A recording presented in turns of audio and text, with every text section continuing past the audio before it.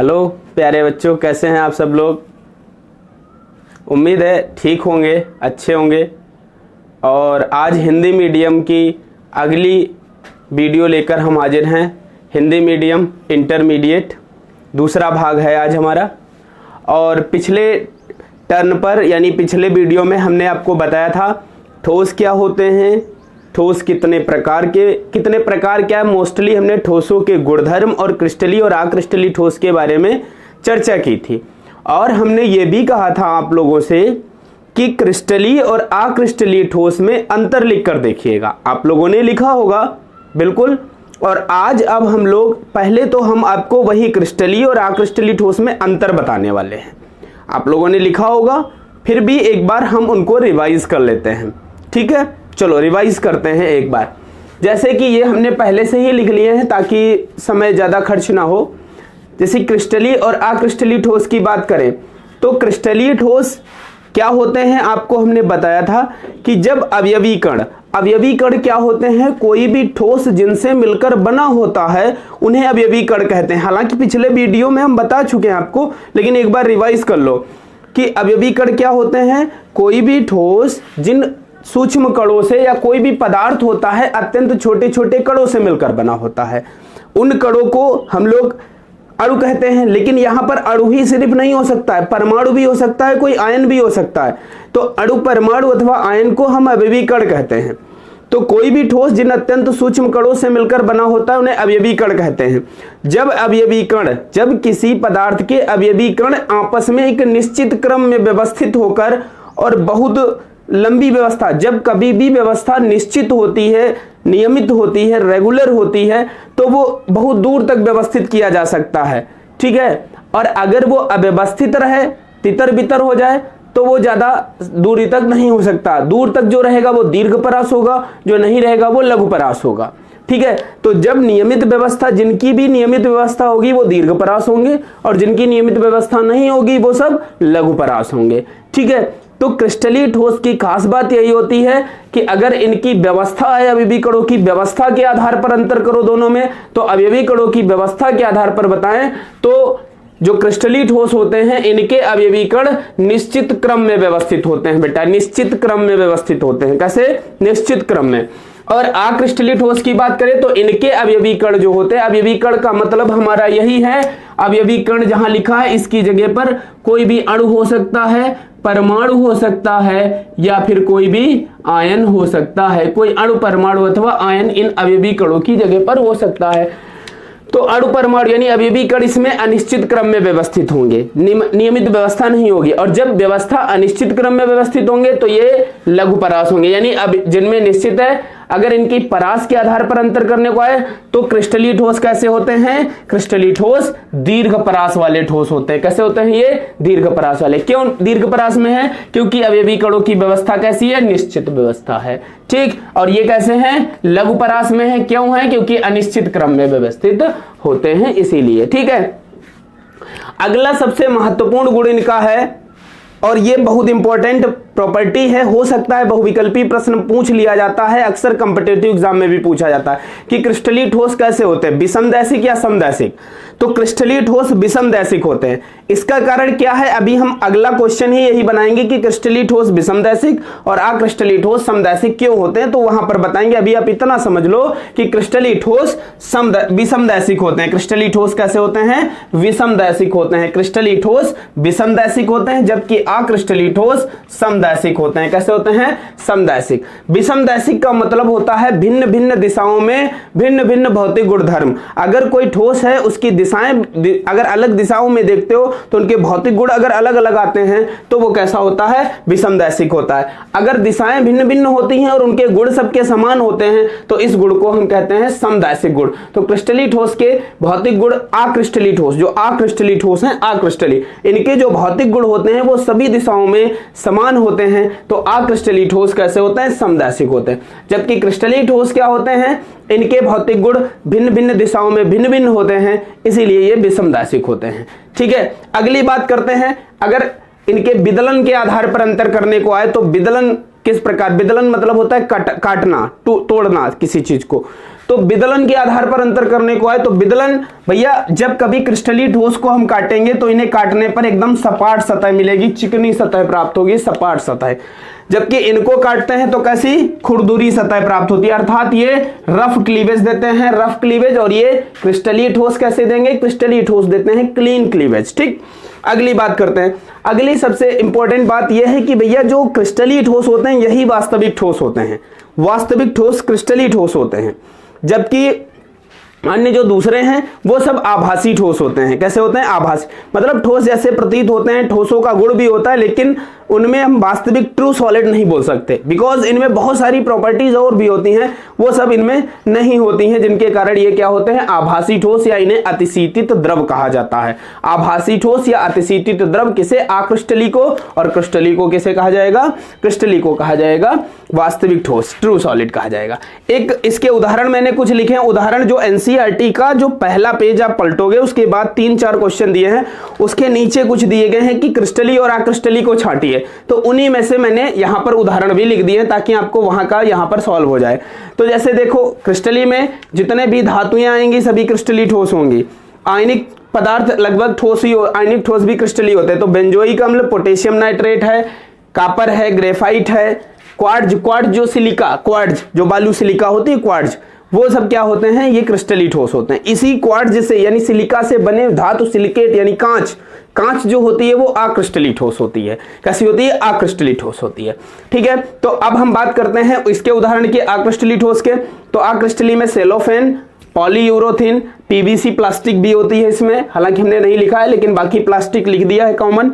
बाकी रबर है, कांच है, ये सभी कांच धातु सिलिकेट होते हैं, ये सब कैसे हैं, ये सब आक्रिस्टली ठोस है। तो ये क्रिस्टली और आक्रिस्टली ठोस में अंतर समझ में आया होगा, इसको याद रखना। यहां से एक क्वेश्चन बन जाता है, या तो अंतर पर पूछ लेंगे, अंतर पर नहीं पूछेंगे तो पूछेंगे क्रिस्टली विषमदैशिक और आक्रिस्टली समदैशिक कौन कैसे होते हैं, या पूछेंगे कि कौन सा विषमदैशिक है या आभासी ठोस क्या है, या ऐसे करके यहां से क्वेश्चन बनते हैं।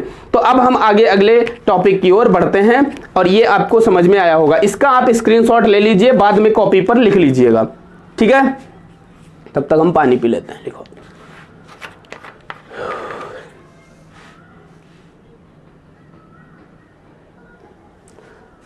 तो अब हम लोग अगला टॉपिक पढ़ेंगे, क्रिस्टलीय ठोस के प्रकार।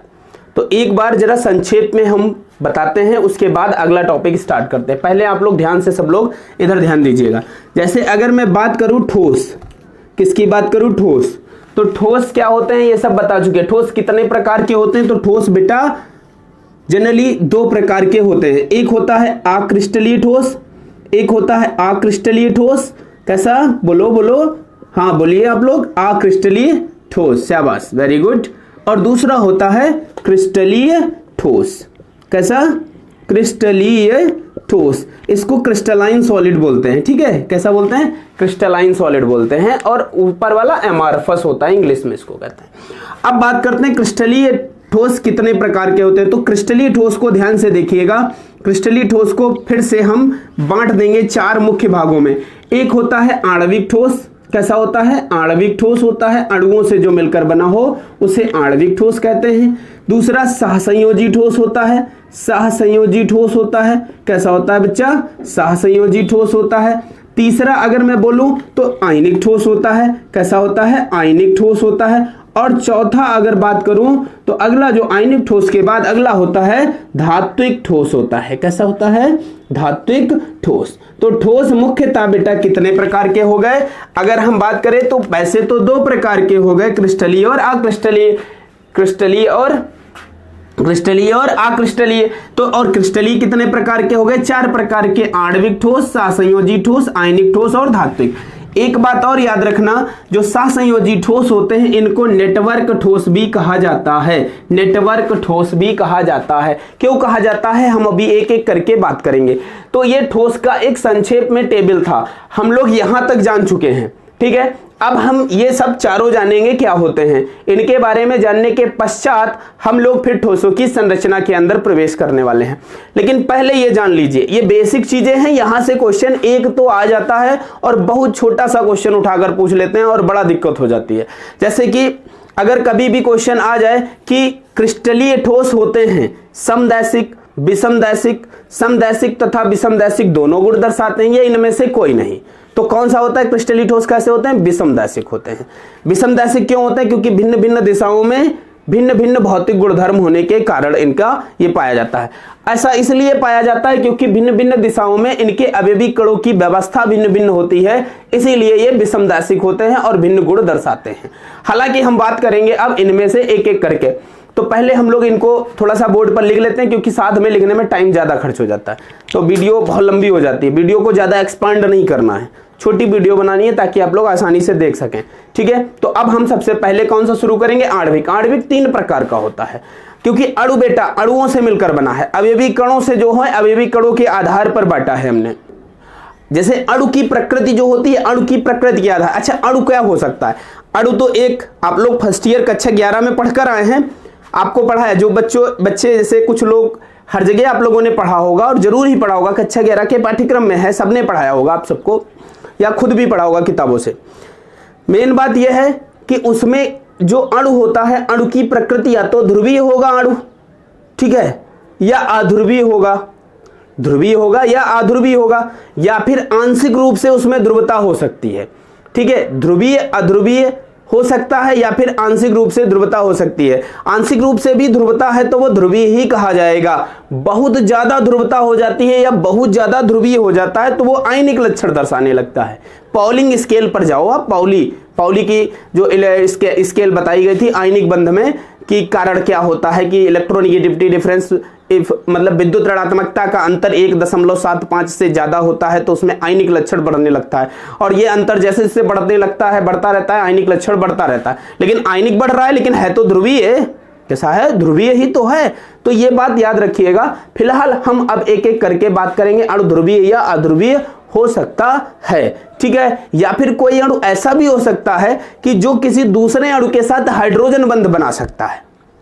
हाइड्रोजन बंध आपको पता है, जब कोई हाइड्रोजन परमाणु किसी प्रबल ऋण विद्युतीय तत्व के संपर्क में आता है तो एक दुर्बल बंध बना लेता है। हालांकि बंध वो उपसा संयोजी से थोड़ा प्रकृति ज्यादा होती है, लेकिन वो दुर्बल बंध ही कहते हैं उसको, दुर्बल बंध बना लेता है, उसे ही तो हाइड्रोजन बंध कहते हैं। जैसे जल H2O द्रव होता है, H2S गैस H2O द्रव क्यों है? क्योंकि H2O में हाइड्रोजन बंध पाया जाता है, H2S में हाइड्रोजन बंध नहीं पाया जाता। चलो फिलहाल अब हम बात करते हैं एक एक करके अगले टॉपिक की। ध्यान दीजिएगा, अब हम बात करते हैं आणविक ठोस की, मॉलिक्यूलर सॉलिड की। तो आणविक ठोस का जो अवयवी कण होगा जिससे ये मिलकर बना है, तो इनका बेटा अवयवी कण जो होता है, अवयवी कण इनके नाम से ही लग रहा है कि इसका अवयवी कण क्या होने वाला है? अवयवी कण बेटा अणु होगा। कैसा क्या होगा? अणु होगा। अब अणु हमें पता है कि अणु कितने प्रकार के हो सकते हैं या अणु की प्रकृति क्या हो सकती है। तो मुख्य रूप से अगर बात करें तो अणु, ध्यान देंगे आप सभी लोग, अणु या तो कोई अध्रुवीय अणु हो सकता है, कैसा हो सकता है? अध्रुवीय अणु हो सकता है, या फिर कोई ध्रुवीय अणु हो सकता है, या फिर कैसा हो सकता है? या फिर हाइड्रोजन बंध, अगर हाइड्रोजन बंध यानी निर्माण करने की प्रकृति वाला, या हाइड्रोजन बॉन्डेड मॉलिक्यूलर या हाइड्रोजन बंध युक्त अणु जिसमें हाइड्रोजन बंध बनाने की क्षमता पाई जाए, तो ऐसा भी अणु हो सकता है। तो ये अणु की प्रकृति के आधार पर अणु 3 प्रकार। तो आणविक ठोस का अवयवी कण क्या होता है बच्चा? बताओ, समझ गए होंगे क्या होता है? अणु होता है। क्या होता है? मॉलिक्यूल यानी अणु होता है। और अणु की प्रकृति की बात करी जाए तो अणु अध्रुवीय हो सकता है, ध्रुवीय हो सकता है, या फिर क्या हो सकता है? हाइड्रोजन बंध युक्त कोई अणु हो सकता है। ठीक है, अब हम अगले टॉपिक की ओर अगर बढ़ें तो इनमें आकर्षण बल, यानी इनके जैसे देखो कोई भी अणु है, जैसे मान लेते हैं ये एक लकड़ी का टुकड़ा आपके सामने हमने रखा है, या कोई भी लोहे का टुकड़ा, लकड़ी का टुकड़ा, कोई पदार्थ है, इसकी अगर हम आंतरिक यानी माइक्रोस्कोपिक स्टडी करें तो इसके अंदर हम देखेंगे कि बहुत छोटे छोटे कण पाए जा रहे हैं, बहुत छोटे छोटे कण पाए जा रहे हैं। इन छोटे छोटे कणों को हम अवयवी कण बोलते हैं। ये कण अणु भी हो सकते हैं, परमाणु भी हो सकते हैं, और कोई आयन भी हो सकता है। सवाल यह है कि अगर हम इन 2 अणुओं को उठाकर अलग कर लेते हैं, एक अणु ये हो गया, एक अणु ये हो गया, तो ध्यान दीजिएगा, ये अणु हो गया, ये अणु हो गया, तो इन अणुओं के बीच जो आपस में, इनके बीच में कुछ ना कुछ आपस में आकर्षण बल होगा।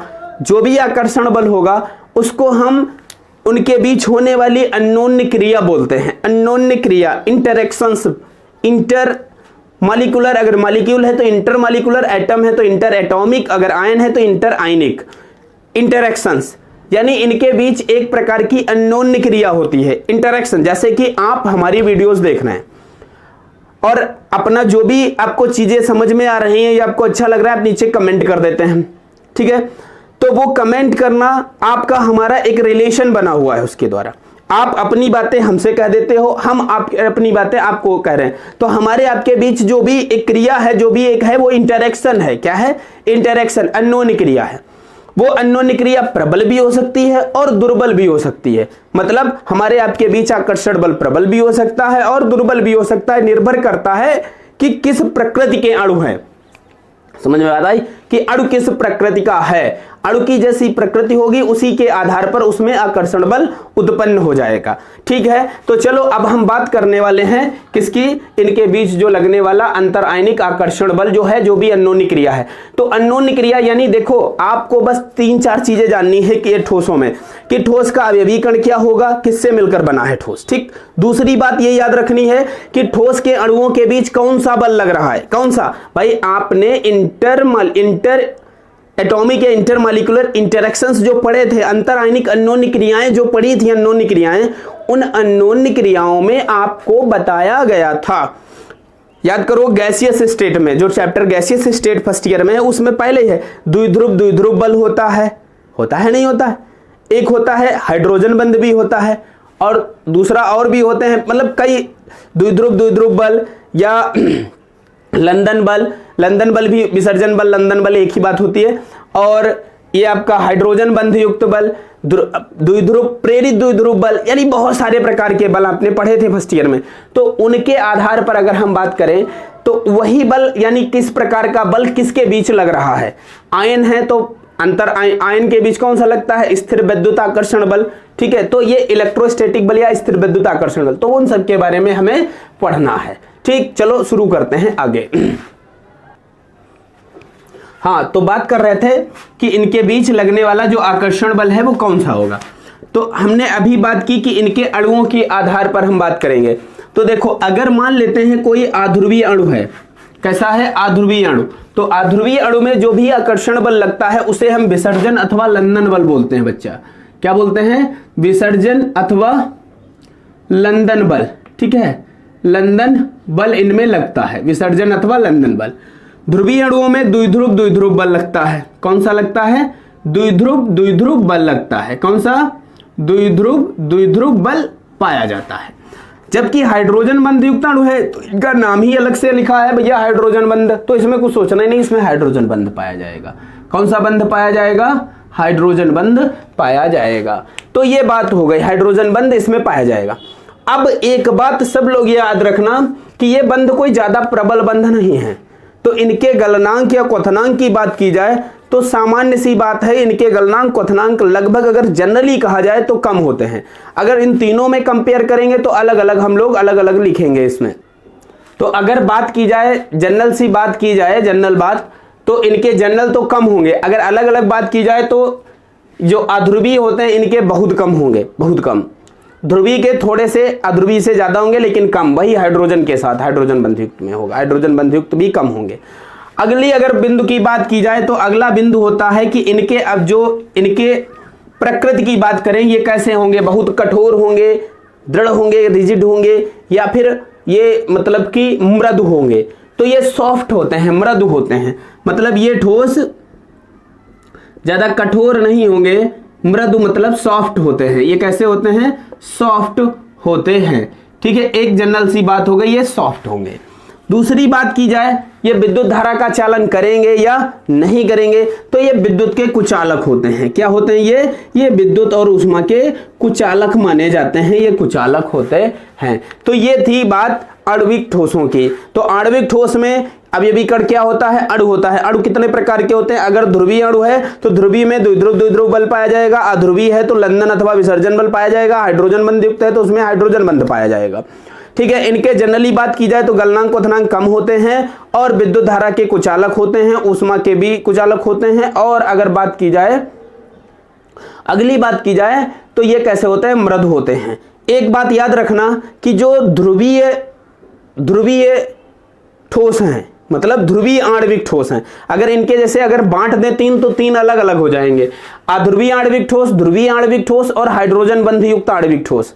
तो अगर बात की जाए इन तीनों में तो जो यानी ध्रुवीय होते हैं उनमें थोड़ा सा मोल्टेन स्टेट में ये नेचर आ सकता है विद्युत धारा के चालन के, वो भी गलन अवस्था में, ठोस में नहीं।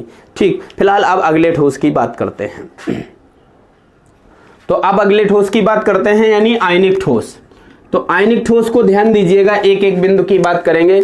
तो इनके बेटा अवयवी कण क्या होते हैं, अवयवी कण, ठीक है, आकण मतलब अवयवी कण, इनके अवयवी कण आयन होंगे, ठीक है, कौन होगा, आयन। आयन आपको पता है दो प्रकार के होते हैं, एक होता है धनायन यानी प्लस आवेश युक्त, और एक होता है ऋणायन। तो इनके अवयवी कण कौन होंगे, आयन होंगे, ठीक है। अब इनके बीच आकर्षण बल की बात करें तो आयनों के बीच कौन सा आकर्षण बल पाया जाता है, आप सबको पता है एक कूलाम्बिक फोर्स होता है, कूलाम्बिक फोर्स।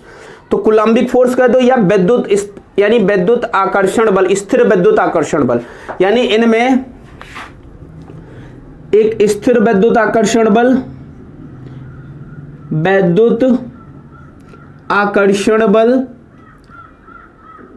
आकर्षण बल, इसी को इंग्लिश में बोलते हैं इलेक्ट्रोस्टैटिक फोर्स, इलेक्ट्रोस्टैटिक फोर्स। तो इलेक्ट्रोस्टैटिक फोर्स हिंदी में लिखकर भी आ जाता है, या कूलाम्बिक फोर्स, कूलाम्बिक बल पाया जाता है। ये सब लगभग एक ही है, इनके नाम बदले हैं, इंग्लिश हिंदी लिखा है कूलाम्बिक फोर्स या इलेक्ट्रोस्टैटिक। कभी भी आयन मिल जाए तो दो आयनों के बीच स्थिर विद्युत आकर्षण बल पाया जाता है। और आप सबको पता है कि ये जो बल होता है सबसे प्रबल मतलब माना जाता है, इसके युक्त या आयनिक यौगिक जो होते हैं गलनांक क्वथनांक बहुत ऊंचे होते हैं, कारण यही होता है, यही बल होता है इसका। तो इनकी अगर बात करेंगे गलनांक के, तो गलनांक बेटा ऊंचे होते हैं, इनके गलनांक उच्च होते हैं। कैसे होते हैं, उच्च होते हैं। क्यों होते हैं, इस बल के कारण इनके गलनांक और क्वथनांक उच्च होते हैं। अब बात करेंगे इनकी चालकता पर, तो चालकता क्या प्रभाव पड़ेगा, आयनिक ठोस की चालकता पर क्या प्रभाव पड़ेगा। तो आप बता दें कि ठोस अवस्था में, जब ये ठोस अवस्था में होंगे तो ठोस अवस्था में विद्युत के कुचालक विद्युत धारा का चालन नहीं करेंगे, यानी विद्युत के कुचालक होंगे, विद्युत के कुचालक होंगे। जबकि विलयन अवस्था में, विलयन अवस्था में जब ये विलयन अवस्था में होंगे तो विलयन अवस्था में विद्युत धारा का क्या करेंगे, विद्युत धारा का चालन करेंगे, चालन करते हैं, चालन करते हैं।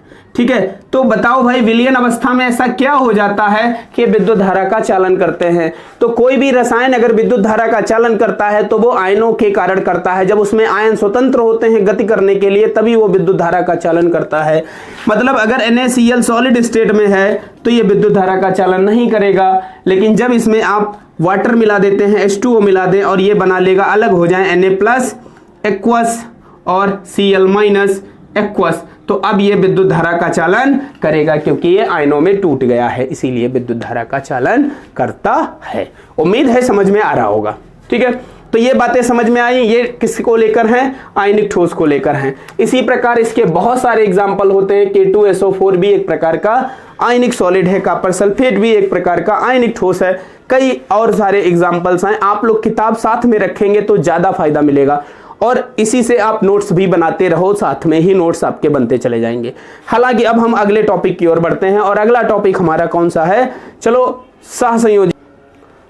तो अब हम बात करने वाले हैं सहसंयोजी ठोस। इनको एक और नाम से भी जाना जाता है नेटवर्क ठोस। क्या कहते हैं इनको, नेटवर्क ठोस भी इनको कहते हैं। चलो अब इसी के बारे में हम लोग चर्चा करते हैं। तो सबसे पहले हम यही जानेंगे कि इनके अवयवी कण क्या होते हैं। तो इनके अवयवी कण क्या होंगे ये जान लीजिए। आकण मतलब बच्चा, अवयवी कण। समझ में आ रहा है, राइटिंग पर मत जाइएगा भाई, थोड़ा स्पीड में लिख रहे हैं, लेख वेख पर मत जाइएगा कि सर जी राइटिंग समझ में आना चाहिए। समझ में आ रहा होगा, उम्मीद है समझ में आ रहा होगा। ठीक है, चलो साफ साफ लिख दें थोड़ा सा। आकण, अवयवी कण क्या होंगे इनके, तो भैया इनके सहसंयोजी है तो इसके नाम सही लग रहा है। इनके अवयवी कण परमाणु होने वाले, क्योंकि परमाणुओं के बीच ही सहसंयोजी बंध पाया जाता है। अब इनके बीच जो बल होगा वो बल होते हैं वंडरवाल बल। कौन से होते हैं? वंडरवाल बल होते हैं। ठीक है, वंडरवाल बल पाए जाते हैं इनके मध्य में। कौन से बल पाए जाएंगे? वंडरवाल बल पाए जाते हैं। अब अगली बात करें तो ये बल थोड़े से इनमें प्रबल होते हैं। प्रबल होने के कारण ये बहुत कठोर होते हैं। ठोस कैसे होते हैं? बहुत कठोर होते हैं, बहुत ही ज्यादा कठोर होते हैं। ठीक है, और विद्युत धारा के कुचालक होते हैं। ये विद्युत का क्या करते हैं? विद्युत धारा के कुचालक होते हैं। ठीक है, कुचालक होते हैं। अब कोई कह रहा होगा ऐसा नहीं, चालक भी ग्रेफाइट तो चालक होता। तो बच्चा ग्रेफाइट इसका अपवाद है। ग्रेफाइट सिर्फ एक ऐसा है, ग्रेफाइट को अगर हम छोड़ दें तो सभी ग्रेफाइट विद्युत धारा का चालन करता है। और ग्रेफाइट क्यों करता है चालन, बस इतना बता देना कमेंट में लिखकर कि ग्रेफाइट क्यों करता है। एक लाइन में इसका उत्तर देकर हमें बताना। हम ये नहीं कहेंगे हीरा नहीं करता है, डायमंड नहीं करता है, ग्रेफाइट करता है। तो हाँ, ग्रेफाइट करता है। क्यों करता है इसका एक कारण है, आपने फर्स्ट ईयर में पढ़ा है। एक लाइन में कमेंट करके आप बताएंगे तो हम जान जाएंगे कि हाँ इसका आंसर आपको पता है। आपने फर्स्ट ईयर में थोड़ा बहुत कुछ भी पढ़ा था वो दिमाग में है अभी। चलो फिलहाल ग्रेफाइट को छोड़कर हमने लिखा ग्रेफाइट विद्युत धारा का चालन करेगा जबकि एक सहसंयोजी ठोस है। प्लस अब इसके अलावा और भी बहुत सारे उदाहरण इसके हैं, जैसे कि सिलिकॉन कार्बाइड है, ठीक है, बोरॉन कार्बाइड है। और अगर बात करें हम बोरॉन कार्बाइड हो गया और ले लेते हैं तो भाई और डायमंड ले लीजिए, डायमंड। तो ये सब विद्युत धारा का चालन नहीं करते हैं। तो ये थे कौन से? सहसंयोजी ठोस। इनको नेटवर्क ठोस भी कहा जाता है। उम्मीद है ये भी समझ में आ गया होगा। अब अगला लास्ट बचा है धात्विक ठोस। कौन सा? धात्विक ठोस। अगला अब हम बात करते हैं कौन सा है? अगला है बेटा धात्विक ठोस। धात्विक ठोस को समझने से पहले एक चीज अच्छा चलो जान लो, इसी में बता देते हैं साथ में। धात्विक ठोस जो होते हैं इनके अवयवी कण की अगर बात की जाए, अवयवी कण, तो धातु को लेकर बेटा एक विचार आता है। जब भी धातु पढ़ते हैं या धात्विक बंध पढ़ते हैं तो दिमाग में एक बात आती है और बताई भी जाती है कि धातु जो है, अगर हम बात करें ध्यान से देखिएगा, जैसे ये कोई धातु का टुकड़ा है तो इसके अंदर इलेक्ट्रॉन का सागर पाया जाएगा। ऐसा कहते हैं डीलोकलाइज्ड इलेक्ट्रॉन बहुत प्रेजेंट होते हैं, विस्थानित इलेक्ट्रॉन होते हैं, गतिमान इलेक्ट्रॉन इसके अंदर बहुत सारे पाए जाते हैं। किसके अंदर? मुक्त इलेक्ट्रॉन भी कहे जाते हैं फिजिक्स की भाषा में, कि इसमें बहुत सारे इलेक्ट्रॉन प्रेजेंट होंगे। अब इन इलेक्ट्रॉन में धनावेशित आयन रहते हैं उपस्थित। क्या रहते हैं? धनावेशित आयन उपस्थित रहते हैं इसमें। ये गतिमान ऋणावेशित जो हमने माइनस लिखा है ये इलेक्ट्रॉन है और ये प्लस, तो ये धनावेशित इलेक्ट्रॉन। इनके बीच जो आकर्षण बल पाया जाता है उसे धात्विक बंध कहा जाता है। इलेक्ट्रॉन सी मॉडल पढ़ा होगा, इलेक्ट्रॉन का सागर सिद्धांत, उसमें बताया जाता है। हालांकि गतिमान इलेक्ट्रॉन का सागर है उसमें धनावेशित आयन उपस्थित होते हैं, यही इनके अवयवी कण होते हैं। मतलब अगर हम अवयवी कण की बात करें तो यानी हिंदी में लिखें तो विस्थानित इलेक्ट्रॉन सागर में धनावेशित आयन, यानी ये इनके अवयवी कण होते हैं, धनावेशित आयन ये होते हैं। ठीक, अब इनके बीच में ये अवयवी कण हो गए। बात करते हैं इनके बीच में बंध कौन सा, तो अभी हमने बताया धात्विक बंध पाया जाता है। तो इनके बीच में आकर्षण बल होता है, धात्विक बंध होता है। कौन सा बंध होता है बच्चा? धात्विक बंध पाया जाता है। क्या पाया जाता है? धात्विक बंध पाया जाता है इनमें, धात्विक बंध। अब एक बात विशेष गुण है, सीबीएसई बोर्ड में एक बार प्रश्न आ चुका है, यूपी बोर्ड में भी आने की पॉसिबिलिटी है और ऐसा प्रश्न आएगा। हालांकि आएगा तो आप करके भी जरूर आएंगे, ये भी बात है।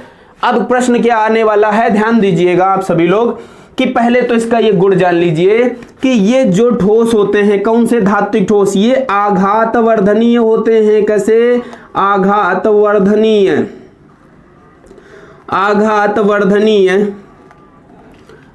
देखो भाई, आघातवर्धनीय